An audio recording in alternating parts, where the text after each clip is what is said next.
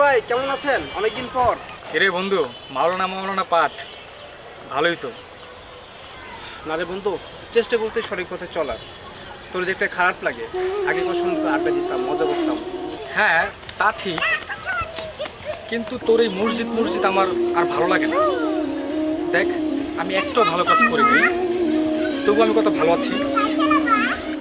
হ্যাঁ, তোরটাও ঠিক আছে, কিন্তু আল্লাহ তাআলা কাউকে তাৎক্ষণিক শাস্তি দেন না, সময় দেয়। কিন্তু সেই সময় যদি ফুরিয়ে যায়।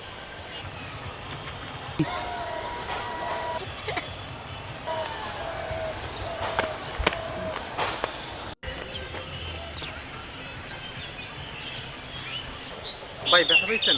কোথাও লাগা নেই তো ভাই? তেমন কিছু হয়নি, আলহামদুলিল্লাহ ভালো আছি। জাযাকাল্লাহ। ঠিক আছে, আলহামদুলিল্লাহ ভাই, দেখা হবে। ভালো থাকবেন। আসসালামু ওয়ালাইকুম আসসালাম। কিরে সাজিদ, এসব করে কী লাভ হয়? লোকটা তো একা উঠতে পারতো। এগুলো ওভার হয়ে যাচ্ছে না?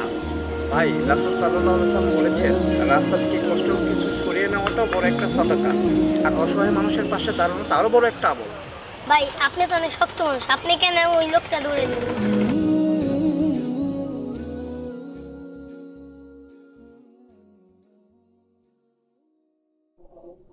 ভুল করা দোষ না, কিন্তু ভুলে থেকে যাওয়াই সবচেয়ে বড় ক্ষতি। আজই হোক না ফিরে আসুন।